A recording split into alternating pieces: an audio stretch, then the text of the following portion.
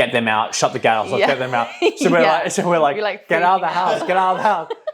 So we drove over there, and they're all stood outside. They're from Malaysia. They're so cold. So and UK she had like her grandma with her. And she was so old and so frail, and she had all the blankets from the sofa wrapped around to sit in the car.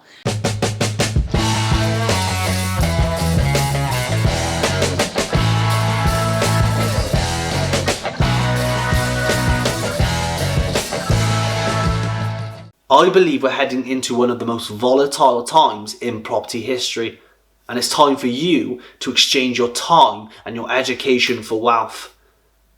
Ever since I started this podcast, I have been on a mission to find out what traits make someone successful. What experience do they have? What environment did they grow up in? It's really important to find and locate these certain traits, because you need to transmute that into what you do every day. It's been a great learning so far, and there's lots more coming, so stay tuned for great interviews throughout this podcast. Hi there, all, Sebron here. I'm with Zac and Eve from Stay Right. It's an absolute pleasure to be here because we've got 3 people in one interview, which has never happened before on this podcast, so I'm really excited to see how this goes. Yeah. We're in one of Zac's and Eve's SA properties that they're managing. What a place. What a lovely place to be in right now. Overlooking Cardiff. It's beautiful right now, nice. isn't it? I might just sit here and get a coffee, don't do the interview, it's fine. It's lovely. So guys, do you want to give a little intro into yourselves? Sure. Well, thanks for having us. Yeah, no worries. Exciting. Yes, my name's Eve, and I'm working in our business full time. So I left my full-time job back in January to really focus on this. I was working in marketing, which is now coming in handy, which is cool. So now I'm kind of running the day-to-day, building up our team. Nice. Just busy with the business, basically.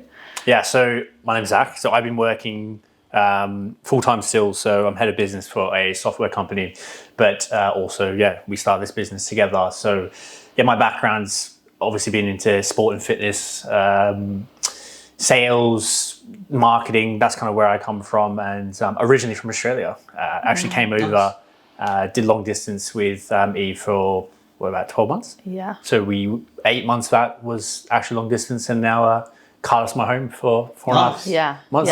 That's a whole other story. Beautiful rain in the summer, rain. As an Australian, it's brutal. Wow, that's crazy. So how long have you been here, sorry? So I moved over in June 2019, so literally just gone past, what's that, 4 years? Yeah. 4 years now, yeah. And when did you guys come to the decision to start?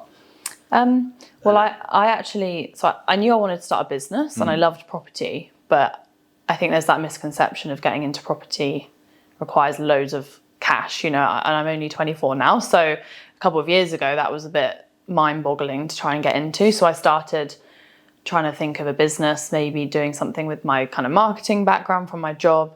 And then we sort of started really learning about SA, and you kind of start a few businesses, try a few things, and then we kind of landed on SA, and it just made me so excited. And then that was it. Then I was like determined that's what we were going to do. So we kind of just, once we'd done a little bit of research just to make sure we were going to love it, because I think that's so important, we were like, okay, let's just go for it. So that was end of last summer, maybe October, November last year. We talked about it for months, and then we kind of just, as it happens, just research, kind of, watch every single YouTube video that you can find out there. Yeah. And then we probably went full into it probably October. Yeah. And then it took us a couple of months to get our first rent to SA. That's kind of how you start when you go into management. And then, it's just kind of gone from there really fast, which has been amazing. Learning so much every day. It's exciting. For me, I used to see, Instagrams of people furnishing properties, and it was just like this dream. I was like, wow, people get to do that for a job? And I mean, it's definitely not the only thing you have to do. I never thought about doing it. Eve kind of made me just think about it. I always wanted to get into property. I had that mindset of make money, buy a property. That's how you get on the ladder, which, everyone learns when they get into property. It's absolutely not the way to do it. And then when we started learning about this, it just was like, oh wow, we can use a certain amount of money, let's say 10,000, and we can get 2 or 3 properties. That's making us cash. It's mind boggling. And so it's been a hell of a ride, that's for sure. Well, you guys are doing really good stuff. you're growing really fast. For sure. Which is how does that feel? Great. We're very ambitious people, to say the least. So like we set big goals at the start of the year, and we're on track to hit them. And we have a mentor, and he's very well known. He's got hundreds and hundreds of properties. So we're kind of mimicking what he does, with our own kind of twist on it. And we've hired the team so that we're not kind of dug under this hole with work. So we have the team in place that we can keep growing. Yeah, nice. Even right now, we're looking to hire 2 more people full time to bring our team up to 5. Yeah. So that's kind of where we're heading towards. So when we get there, we're not drowning. Yeah. And I think it's one thing to be excited about the growth, and that's awesome, but it's being realistic with it. And I think where someone might struggle is not planning ahead with it. So growing fast is one thing, but growing fast sustainably is another thing, and that's what I'm really focused on. Like building the right team, having the right people around, having that power team basically that is really bought into it and really excited by it as well, which we're lucky to start building that at the minute. It's going really well. So like we've got big goals, but we're also very conscious of doing it right. There's elements of going really fast, but also certain things you don't want to rush. So it's just getting that balance right, really. I agree. I think the end goal is not to be working in the business. It's handling it on the outside. Exactly. And I think, that's pretty much everyone in business, what they strive to do is, manage it as you go. Make sure you can really sustain and outsource when you can. 100%. Time is precious in the end, isn't it? But also not doing that too quickly, because I also have seen where can go wrong, where, as a business owner, you go, brilliant, started a business, I'm making X amount, so off I go, off to Italy or whatever. I'd be I'd be in Italy, right? But that's where you can't, you've got to train that team, and they've got to be kind of another version of you and what you would do. So it's about building that up. I mean, we're very confident people, and we set goals to be the biggest South Wales management company, and then eventually be the biggest company in the UK. Nice. And we set that, we don't know when we'll get there. Maybe we never do, but we're pretty confident we will get there. And it's just about, like you said, we're not going to get there by going off to Italy in the next couple of years. Like we understand the sacrifice now. Like we don't do much because we want to grow this business, and this is our baby, and it's such a passion for us now, which is exciting. Yeah, it's important to have that vision. 100%. It always starts with that vision, and they underestimate what you can do in 10 years. Yeah. This for sure. If you've looked back to a year, when you're like myself, really just starting out in property, and now I've come so far. It's crazy. Now you're doing a podcast. Yeah. Beautiful essay. Yeah. It's a lovely essay. I just stay here for the rest of my life. I think he's going to It's free for the next couple of days if you want to book it. So can we just start off with what is essay for the people who don't know what it is? Yeah, for sure. So service accommodation is essentially short let properties. So rather than someone having like a tenant in there, someone will stay here for 1 day, 3 months, 4 months, 5 months, 6 months. So, the basic amenities are provided, and they have essentially what a hotel can't provide. They get that inside a service accommodation. So obviously kitchen, sometimes their own bathroom.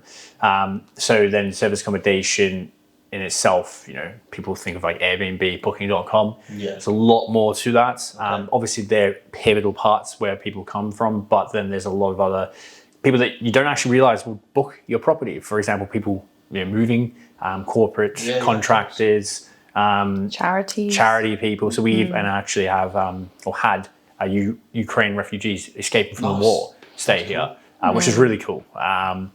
So I think you probably have some more to add on top of that, but that's my take of it at least. Yeah, like you've got a guest instead of a tenant, which brings advantages and disadvantages, I'm sure we'll talk about, but it's just a different way to offer that like service to people, like Zac said, like a hotel. And what's really nice to see is like the gaps it fills, not just for tourists, which is what people think about, but all the other gaps that people need it for, like refugees, like people that are moving from a different country, or we have a lot of nurses that have moved over that need somewhere for a few months, or students. So it's really nice to see how it's like the convenience of it helps a lot of different people. So that's kind of opened our eyes as we've gone along. Like you're like, oh, who's booked now? You're like, wow, what's this booking? Like there's always something new. There's always so it's really reason, cool, isn't it, to the book?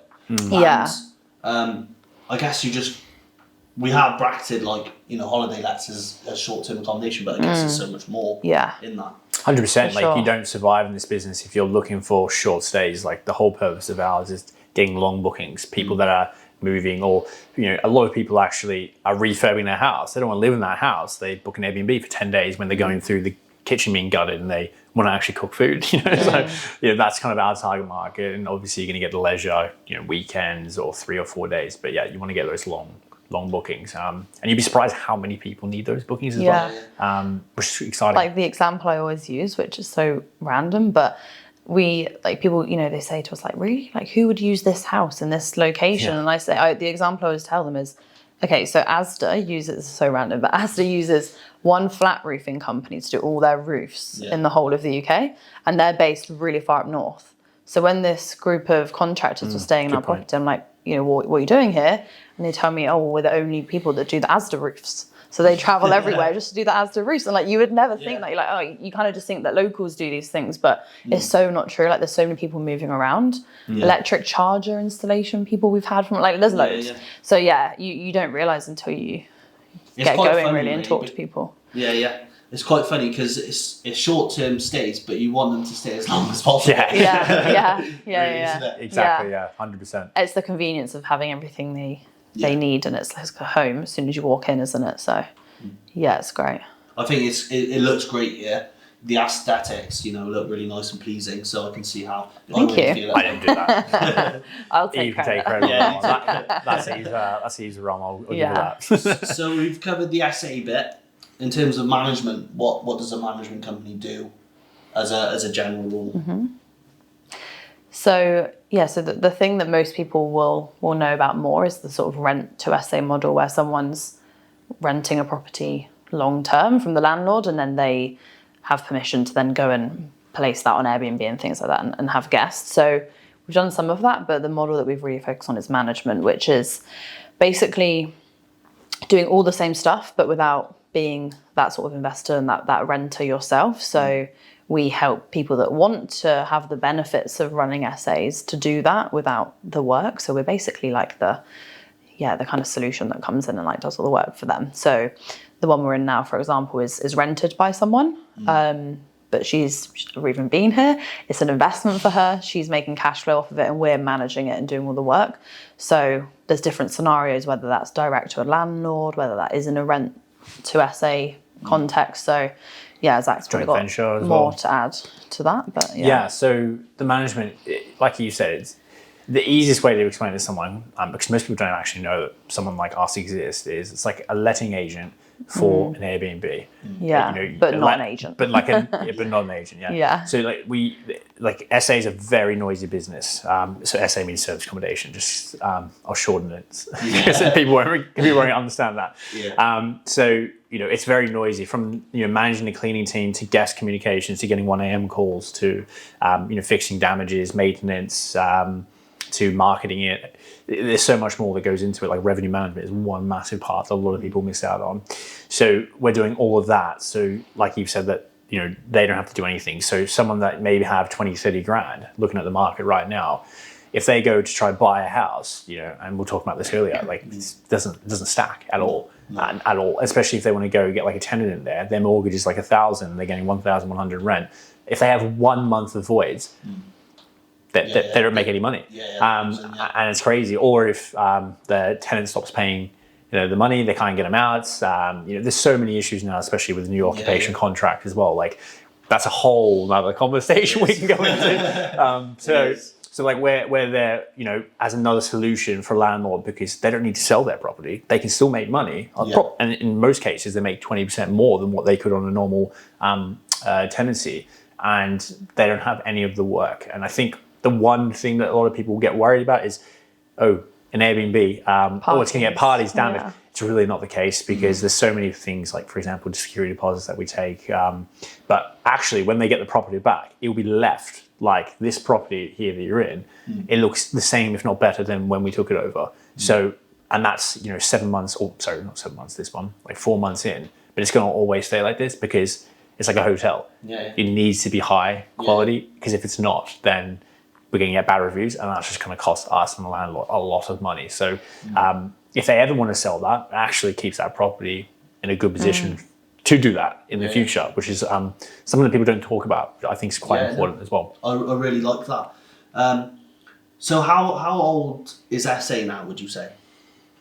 Oh, when did Airbnb start? Quite a long time ago. Quite a long time, Yeah, yeah. it's been around for quite a long time. I think it's definitely, obviously it's always growing, and I think it's become, use the word like trendy almost. In the last like 3 or 4 years, you know, there's a lot more content around it, and it's a lot, the idea of SA as opposed to just like Airbnb, I think is growing at the moment. But I also think there's a lot of realities that people might not realise when you see, like me, going, oh my God, I get to furnish apartments. And then you go, okay, it's a bit more difficult I'm done than with that. now, Well, Serviced Accommodation has been around for pretty much since, forever, because it's hotels in a way.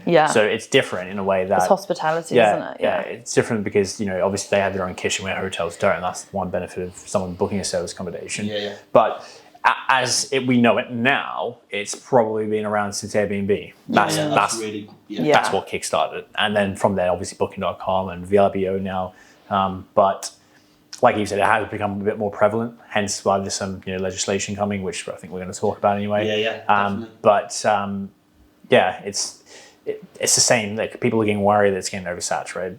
It's not the case. That was where my next point was going. What's your thoughts on saturation?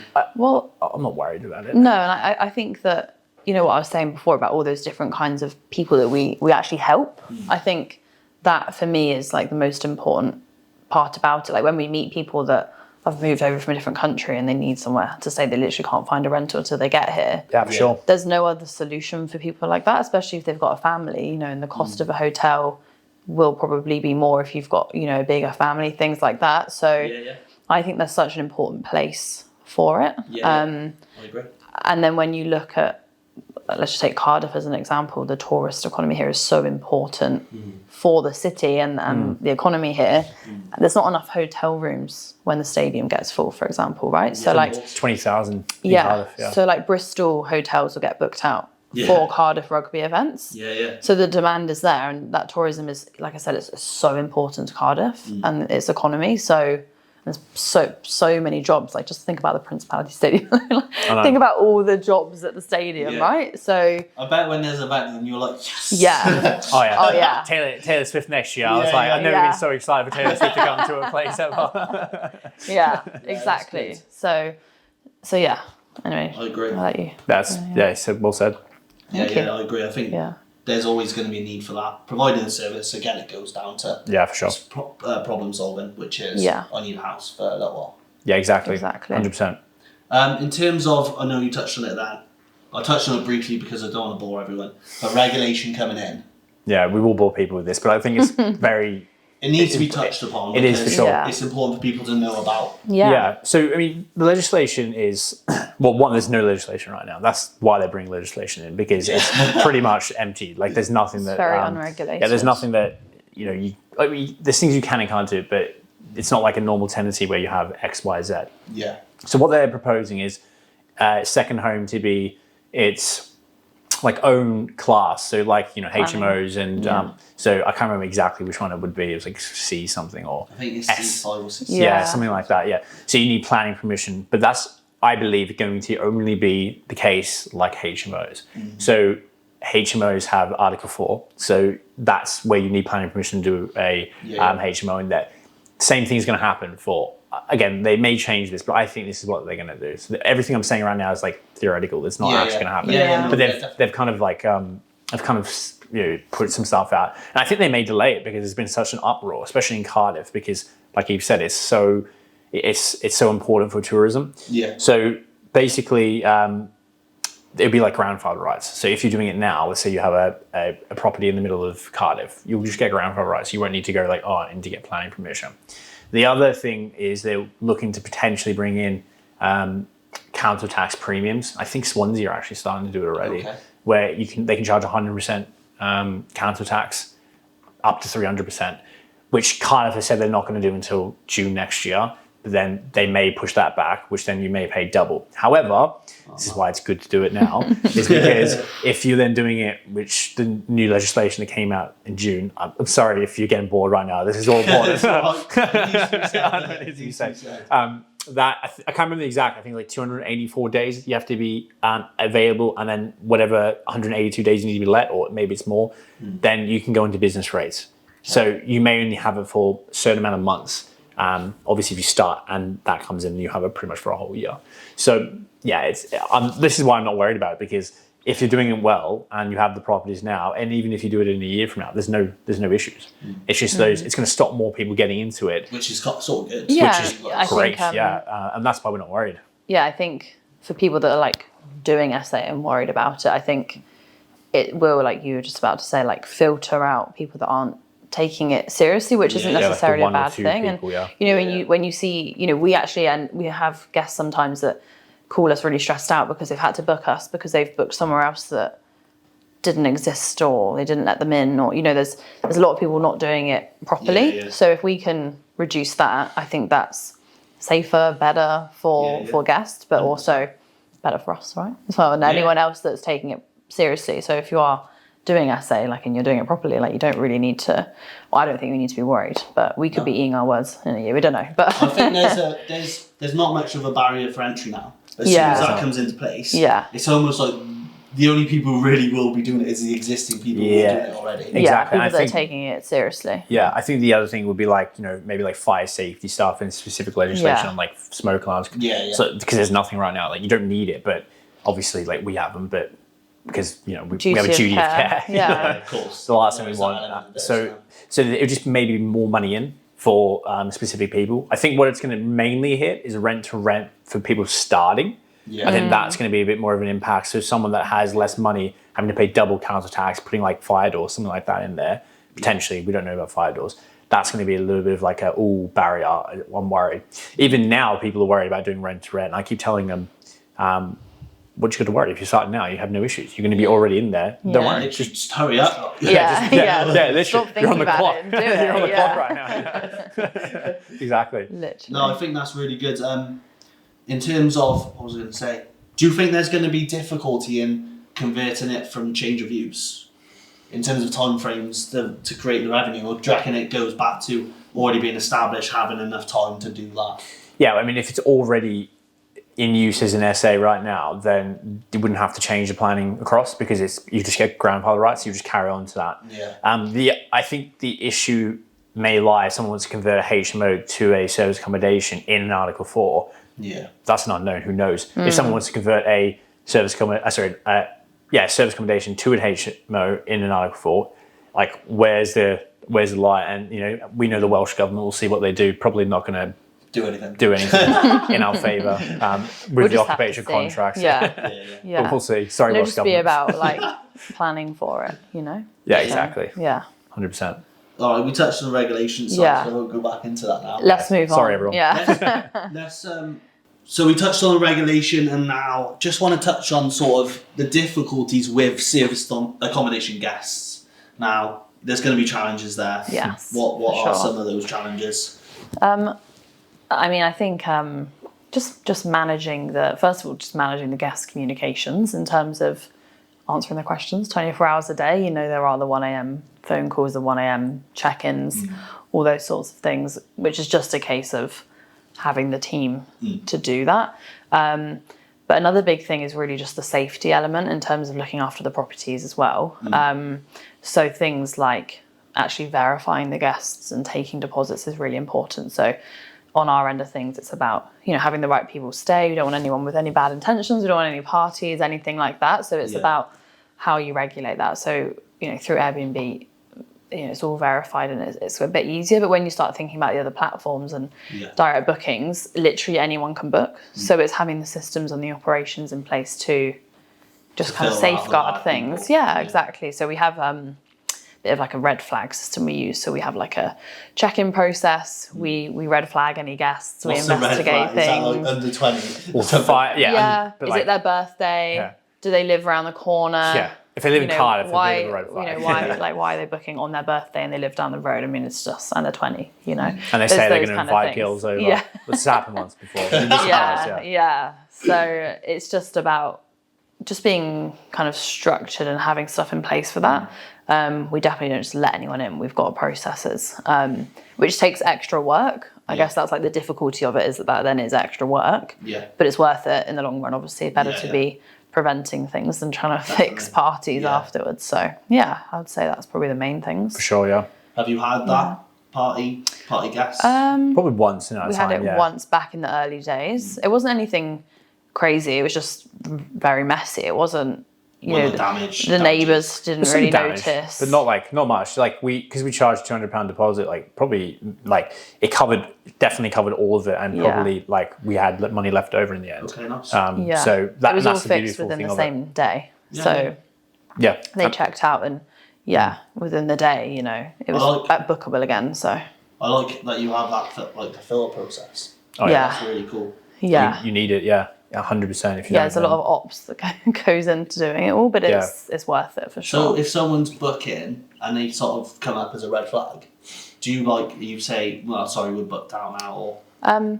Depends. So we will speak to them. So we won't just immediately kind of assume. So let's say they're like 35 and they live in Cardiff. They're probably not going to have a big party. So, there was someone like that the other day, and we just called them and they just explained that their house is being renovated and they've got kids. So, you have a chat and you can kind of get a vibe. It's just about kind of using your instinct with it. But if someone is clearly going to break our rules, then that's different, because then we have the right to kind of explain that to them. But it doesn't happen that often.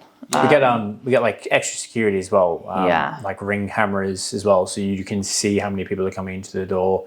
So if there's multiple people, it's just black and white there. So as soon as someone breaks the house rules and we say they have to leave, one, they can't get a refund, but two, then they're trespassing. So if we've got security, which we can get, and then they don't want to leave, then the police can come and the police will get them out because they are trespassing. And we've never had to do that. Which we've never had to do, You can threaten it occasionally if someone doesn't want to check out. But and this is these are so far few between. You get so many normal guests, but it's just having that protection in place for the one. Just like anything, just like you can't have a bad tenant or a bad investment. Exactly. So, but the good thing is with guests is, like Zac said, they're trespassing once that's the case. So it's not like a tenant where no rights, they're breaking your house and you literally can't do anything about it. You're so much every more day in just control. destroying it. So it's funny because just like with tenants, the risk is there that something could get damaged.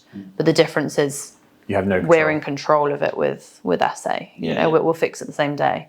The thing I always say to people when they're worrying about the maintenance, I'm like, do you touch up your walls at home at least once a month?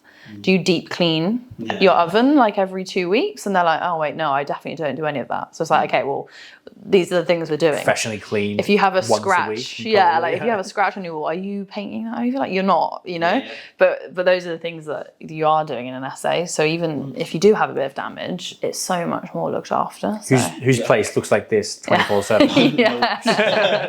Literally. Not ours. Exactly. Definitely not ours. I mean, it's it's yourself and hotels who take the initiative. Exactly. So on the residential side of things, SA is the only one doing that really in that space. Yeah, for sure. Yeah, for sure. So what are the difficulties with investors maybe sort of taking on your management services that they expect certain things, or? I think we don't have too many difficulties with investors. I think the one thing that is difficult if they're quite anxious and they're trying to not intrude, but they get in very over the top with things. And again, it doesn't happen that much. I think the difference between is they need to obviously set it up with furniture. So they have to have a little bit more upfront, but then the return is better. But the other benefit as well is that there's so many tax benefits, especially if someone has it in their own personal name, because Section 24 doesn't exist for that. So they can take that mortgage interest off it. So they can also put money before, again, speak to your accountant before this. This is just, I know enough to explain it. But that you can put your money before tax into pensions as well. So there's that benefit that really if it's about even, it just can really bump that number and why you should do it. And then obviously people doing BRI, if they're going to keep that, capital allowance is ridiculous how much they can get back. It can get up to 20% of if if they convert a residential into a commercial, they can potentially get the purchase and the refurb, and 20% of that as commercial allowance. So Really? it could be like a couple of years of tax, just they're not having to pay any of it, like, because it's a couple of years of profit that they don't have to pay tax on. And there's some downfalls and stuff on that, and you need to get like a professional VAT person to look at it. Again, like, I know enough to explain it, but not to like, you know, dive into it a lot. So this really helps. So going back to like what the issues are, it's just trying to understand this because they don't know enough about it. So trying to explain this to them, it can be very overwhelming. And then normally when they try and they see the money coming in, again, not every property works, but when we stack it and we go, yeah, this will work, we'll be the first to tell you, no, it doesn't. It's just trying to get them to really understand the difference between it, because it is a completely different model. And that's why it's good to diversify sometimes as well, because occupation contracts, one word just makes everyone get shivers. Yeah, it does. It wasn't a good name for that, was it? Yeah, no. I also think, you know, with like normal rental income, it's obviously guaranteed every single month. It may be way less, but that security is something that a lot of people are very used to. So when they are stepping into this, it might not be that it's not that they don't want to step into it, but they are technically taking a little bit more risk. You know, things are going to fluctuate. So whether they're like, if they're super into that, then that's not a problem. But some people are they're pushing themselves out of their comfort zone. So it's about us just sort of kind of reassuring them when they do feel a bit worried about those fluctuations. And it's just getting them to really think on a 12-month basis. You can't think month to month. You've got to think, well, in summer I've made, you know, X number of thousands of pounds worth of profit.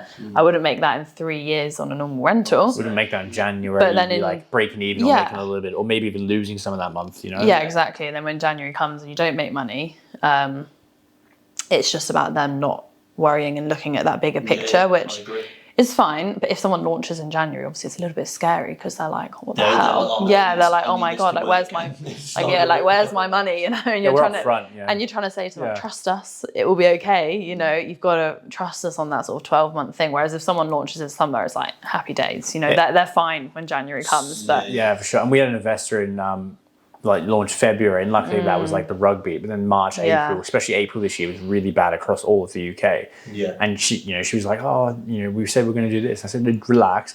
It's just the quiet months. We're breaking even right now. Don't worry.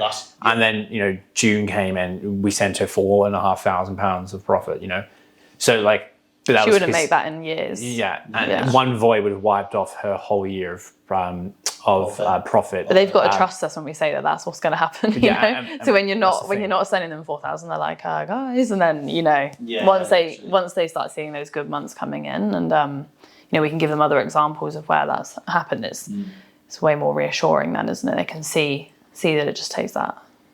It must be good for you guys because you know, obviously the first couple of months you got the most pressure on yourselves. Oh yeah. But once you see a good profit and they understand, you're like, right now, I would love it. Yeah, I love it. Systemize it. Yeah, it's great. I love it. Yeah, we have like one day a month where we send out, you know, financial reports, performance reports to the clients with, obviously then with the payout as well. And I love it when it's like, you send that person £4,000. Yeah, it's a great feeling. Yes.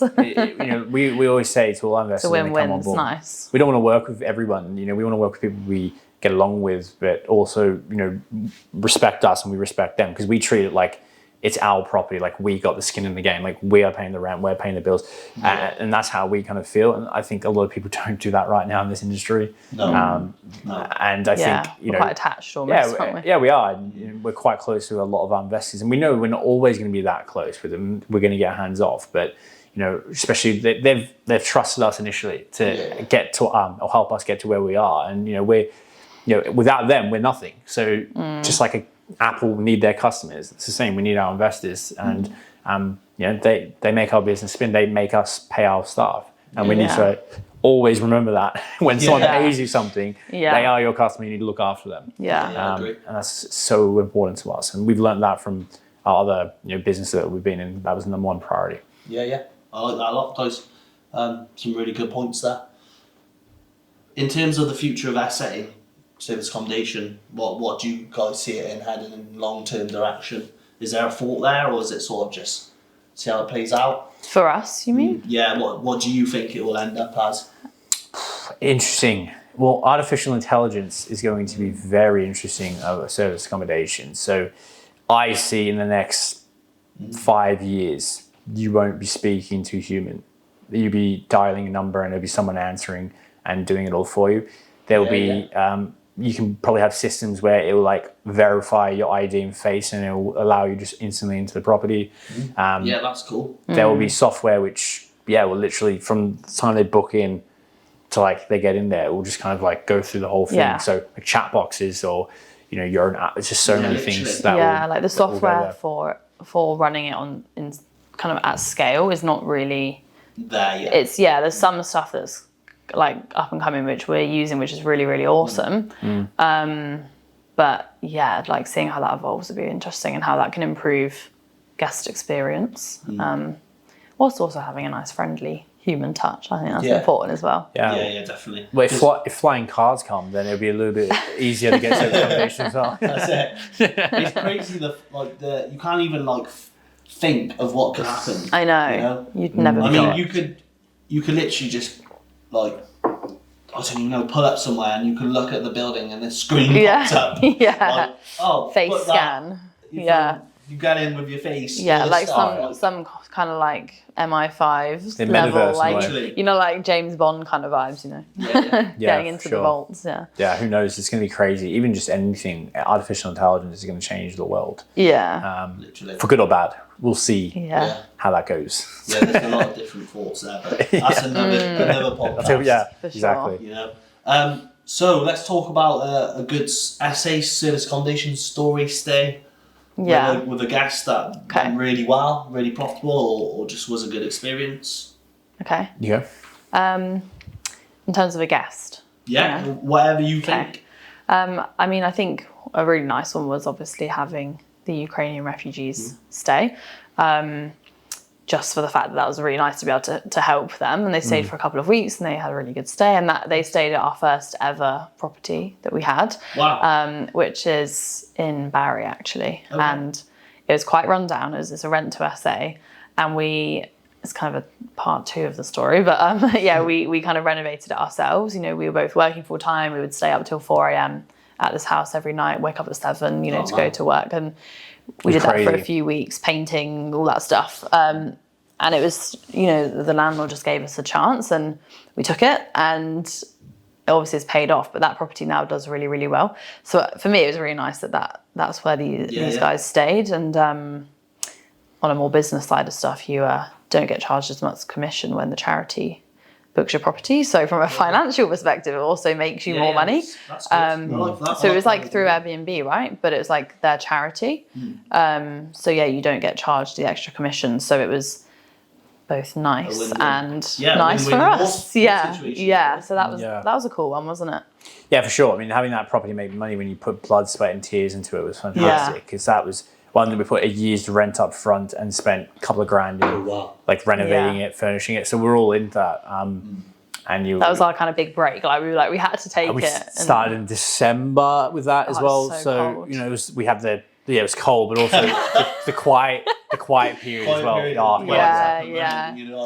We were like, we can't put the like heating on because we're paying bills whilst we're also renovating. So we would be inside, literally inside at like midnight in December. It's like freezing cold. We'd have coats and gloves on, like painting. And, oh my god, it was crazy. Yeah. I mean, we haven't done anything like that since, but it kick-started everything, didn't it? So yeah, for sure. No, I respect that. The hard work goes in at the start. And I just remember being there like so tired, and I think it's like our second one was only a week later, and it was my birthday. The next morning we were going to go have dinner. That all got cancelled. Just scrap everything. The furniture. And I was literally there at midnight. It's like midnight on my birthday. Yeah. And I was like building IKEA chairs, and this stupid screw wouldn't go in, and I was just like, happy birthday. Yeah. Best birthday ever. I was like vacuuming on my birthday, but we just like went hard from the beginning, and everything was kind of sacrificed. But I just remember being like, these are the stories we'll tell when we're super successful. These are the stories we'll tell. So I mean, it's good to have those, because that's the hard graft story that everyone goes through. and you're doing it, and you don't know at the time that you're probably at your hardest sort of working time. Yeah. Because as you grow, you get better. Yeah. Oh, definitely. Yeah, Oh, that for was. sure. We won't be doing that again. That's for sure. Well, I mean, like a setup would have taken me over a week, 2 weeks just to set up a property, just not really knowing what to do. Whereas now we've just done one in 3 days from getting the keys to photos. So yeah, like it's just a massive difference. Yeah, brilliant. Bad story. Bad guests who come in and wasn't what it was meant to be. Yeah, I think the carbon monoxide story is. There's a few ones. There's one in the one just down the road, another property. Oh yeah, the carbon monoxide one. So we this was that property actually. I think it was in. Has all the drama. Has all the story. Basically, that was in December, January. I think it was December, and it was a lovely family from Malaysia, and they were super nice. But we live in Cardiff, Barry's 30 odd minutes away. It was about 11, maybe like 8, 9 p.m. I'm going to IKEA actually to set up the other property. And we got a phone call and the lady was like, there's something beeping. And she sent us a photo. It was a carbon monoxide alarm. And I was like, oh my God. Which is brand new. It's brand new, yeah. We had all our disclaimer, we had all our gas safety, It was like nothing should be going wrong. So we were like, oh my God. So literally the landlord got all that stuff. So we were basically like, so what do we do in this situation? So we're Googling and everything's like, get them out, shut the gas off, get them out. So we're like, get out of the house, get out of the house. So we drove over there and they're all stood outside. They're from Malaysia, they're so cold. So and UK she had like her grandma with her. And she was so old and so frail, and she had all the blankets from the sofa wrapped around her sat in the car. And we got there and we'd only been live for a few weeks, like some of our first dealings with guests. And I was like, oh my God, like you need to get out, like please get out of the house. So they were outside, and we got there and we had to call like the gas emergency, and it was just a faulty alarm. Like it wasn't actually anything. We had to get the actual like maintenance person out to like 100% check it off, because the gas person's like, I'm saying that it seems fine, but I would not turn this on in the middle of winter. So we had to go to Asda before it closed. 24-hour Asda. And got like 2 portable heaters for them.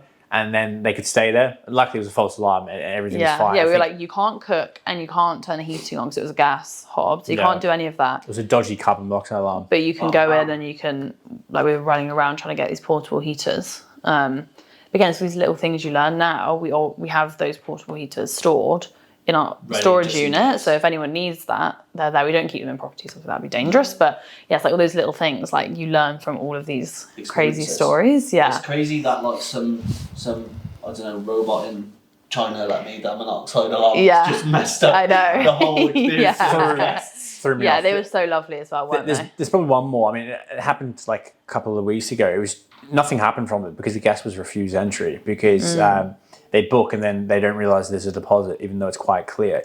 And they give all the excuse changes left, right and centre of why they can't pay it. Yeah. And then obviously they get a little bit threatening because they're just taking their money and now they can't get in.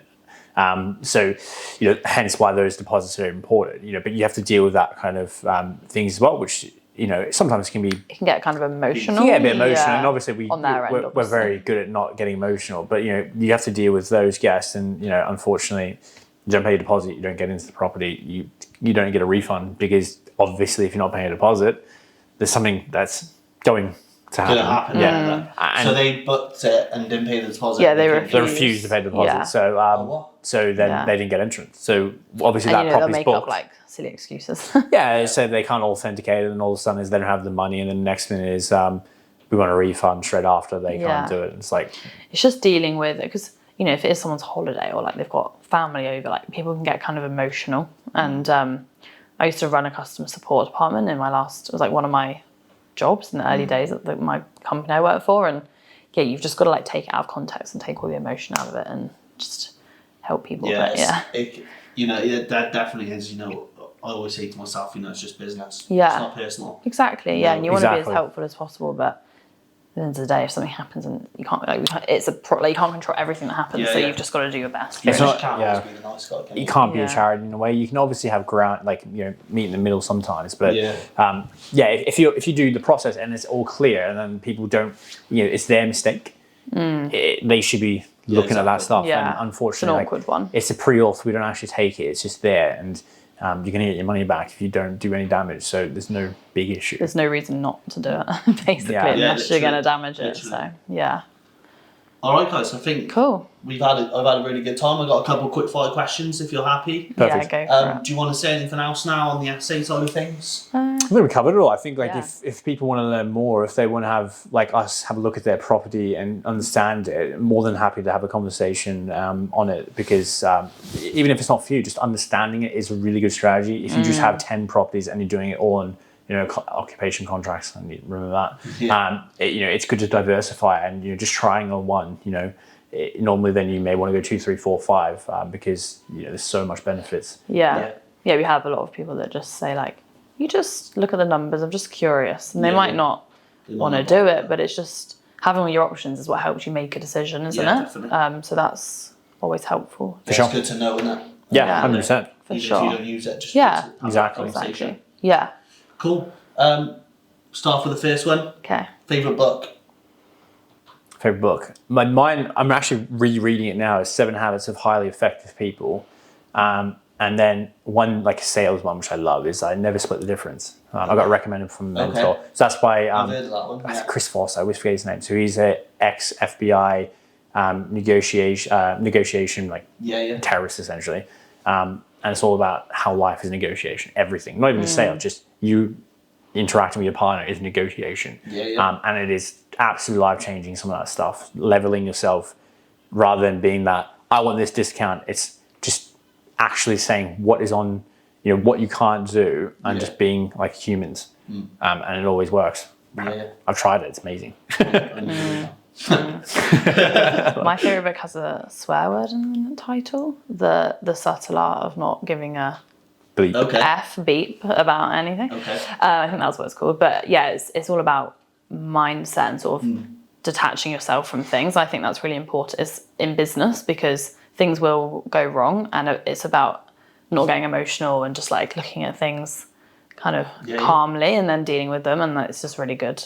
It just makes you think about things like that, which I Yeah. like. I'm going to throw another one in because you just reminded me. The This is not quick the fire, chimp Zach. paradox. Okay. I've heard about that as well. Yeah, that's good. Yeah, amazing Mindset book about the brain, yeah. Controlling your emotions and stuff. I think these are all books I need to read. Yeah. Audible though, Audible is the best Yeah. because I don't really have time. Like everyone has time, but Yeah. I don't feel like I can sit and just read. But if I'm driving to a property of half an hour, like Audible is on, and that's how I get it I done. agree with that. I think Yeah. there's different levels of learning. I read myself, but I learn better from like just driving and having podcasts. Yeah, Absolutely. and it's I'm the same. like multitasking. I Maybe it's can't be just not a generational multitasking. thing. Yeah, I don't know, Probably. maybe because we're so adapt to technology, Yeah, we're much maybe. better at absorbing sort of. yeah. We 'cause don't really I read. We don't read the newspaper. Like No. yeah, Which is a good thing. yeah, Yeah. yeah. Different podcast. We've got like 3 more podcasts. after Yeah, this. I know. This is Should we good. just start? AI, yeah. Should we just start like a whole other podcast Yeah, let's about go other for it. stuff? Yeah, 100%.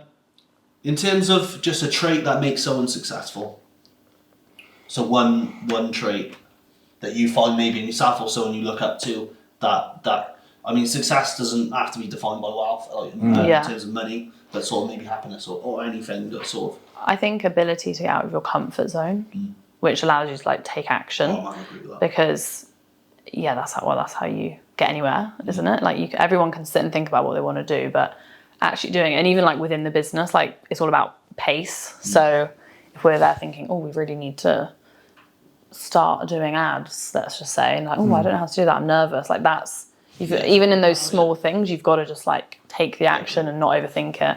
People spend like a year doing their business plan, but never actually start the business. Exactly. So yeah, that would be mine. Yeah, I agree with that. Yeah, so speed's everything. So if in business you need to be fast, so you need to be 100 times better than that person. So if you come to me and say, I want this property, analysed, I get it to you within 24 hours or even quicker. If I'm free, just do it. Yeah. Because, they will remember that. That's the one thing they go, oh, wow, that's really quick. And even if they know we're busy, that we deliver that, that's just like, as an overwhelming value to them. And I think the other thing would be is just, you said comfort zone, but it's just understanding how to communicate with people. So networking is your number one thing. So, my rule of thumb with networking is be the person that gives something to every single person in the room. Yeah. But something that Alex Hormozy talks about, which I think is so important, is treat every single person like they're a customer. So if that person's talking to you, don't hold anything back. Literally deliver them